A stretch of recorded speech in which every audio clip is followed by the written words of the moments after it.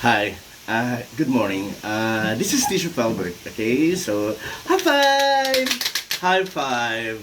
Today is January 31. Okay, so it's the last day of the first month, January. Okay, so my interns, Yesha and Bayan, gonna come tomorrow. So we're gonna start on our work with external audit of Dr. Consult by Felbert Pigo in internal external auditing, tax and business consulting, right? So there. Last night, I watched anger management. I was kind of like overwhelmed, so I immediately do some a little of talking chorba podcasting. Okay, this is Sanctuary for the Sampled. Officially, Sanctuary for the Sampled. Okay, so there. Today I'll talk about destiny. Okay, so destiny is like serendipity. Yeah, sort of. Okay, so about a couple of days ago, I did watch again Forrest Gump. Okay, so I watched Forrest Gump when I was college. Actually, it was 1994. I'm sorry, but I told in my prior video that it was in 1991. Okay, so it was released 1994. Actually, I was like in my junior year at Los Alamos as BS accountancy student. Okay, so my teeth, or yeah, my full teeth is actually wanting to explode. Yeah, although I have like kind of hapatapot. Okay, a polydent. Okay. Yeah, and a little later, I'm gonna have myself interviewed by a BPO because they wanted me get on like a per project basis, okay, on fraud analysis, okay. So there, yeah, destiny, okay. I've been really inspired since I rewatched the film Forrest Gump. In fact, I call my brother Forrest Gump, and he kind of calls me also Louis Capaldi, okay. Sorry guys, so anyone there wants to sponsor my ngipin. So there, Destiny. Okay, so if you've ever gotten to watch a film, Forrest Gump, well, it's available on Netflix. You guys should watch it, okay? Yeah, that will change your mindset in life as well, okay? So there's scene in the movie towards the end that her mom was dying and Forrest Gump was in a shrimp boat. Okay, well, Forrest Gump is a retard and yeah, and well, despite his handicap, and you know, he kind of like pulled through works that he loves to do and he's told to do actually.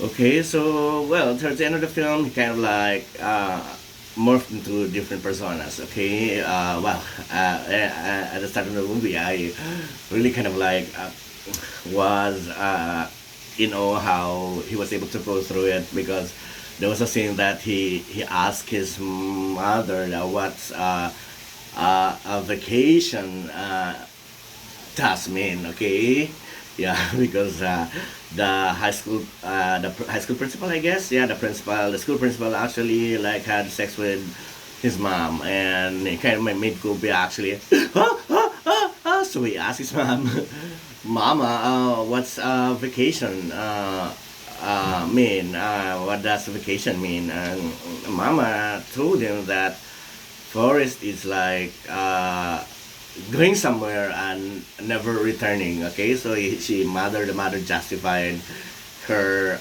well, well, that responsibility. She did that because she wanted to save Forrest, because she wanted Forrest to kind of like enroll in that school without actually trying to pigeonhole him as sped. Okay, a sped case. Okay, so they're very crucial and very empowering movie indeed, because for that I remember my mom always telling me to read books, okay, so that nobody can intimidate me, okay, so that it will neutralize my mindset, my kind of like how I'm able to like get along and pull through with life, okay. So there, what else? Yeah, I'm happy. Well, shout out to my friends that are kind of like giving some kind of like impression on my kind of podcasting. Sometimes I kind of like look at the sky because I forget words. I forget some thoughts, the bipolar in me. Okay, but don't worry. It's all well, my eloquence or my verbosity is not really coming from my mind, though. Yeah, I have to like, kind of like do not lose grip of what I'm gonna say, but it's all coming from the heart anyway. There, so that poignant movie scene of Forrest Gump. So the mother was dying. Forrest Gump actually left his shrimp boat and went to his mom, and the mom told Forrest that she was dying, and Forrest kind of like asked, "Oh, why are you dying, Mama?" Yeah, so poignant. Yeah, I'm grateful. Yeah, I remember my mom. She battled cervical cancer, and I was in Manila. I was in Manila then during that time, like 14 years ago. My brother was with her, and my brother kind of like took care of my mom. Shout out my brother, Forrest Gump. Thank you. Yeah, and well, she told Forrest Gump that death is part of life. Okay, so that's something haunting of a line, Yeah, because to be honest, I think we human beings, though there are like a number of people that are a number of human beings that are not able to reconcile that is part of life. So even when we get sick, we really get to the hospital and get cured. Okay, so there, no matter how we wanted to kind of like leave that line, we still are not comfortable with it. Okay, yeah, indeed, because well, masarap mabuhay. Okay, that's all that we have to say. So there, and then her mom, kind of like, his mom, like, kind of told Forrest that, what you call this? Yeah, I think it's my destiny, Forrest, to be your mom. I never chose you to be my son. I never chose myself to be your mom. Okay, it's very haunting, kind of like very empowering line, movie line. Okay, so that's why I wanted to be a right. I can like create and fabricate or like yeah, well, based on my lived experiences at the same time, based on well what my mind could ever like think. Okay, so destiny. His mom, First Gump's mom, told him that it's destiny that she was Forrest Gump's mother. Okay, so Forrest, because he's a retard, he's like, well, he doesn't know that he's a retard because his mom did not ever tell him that he's special, and kind of like no matter what kind of people kind of like pigeon him as somebody as someone like having that mental illness, he kind of pulled through everything that he was endeavoring and he was told to do. Okay, so there.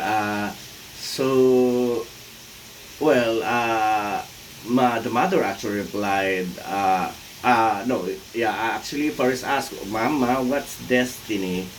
Okay, so the mother told him that, yeah, it's something like I never chose you to be my son, never chose myself to be your mom, so it's my destiny. So, well, first Gum kind of like, what's my destiny, mama? So, destiny, the mother answered, first, it's your responsibility to find out, okay? Your destiny, okay?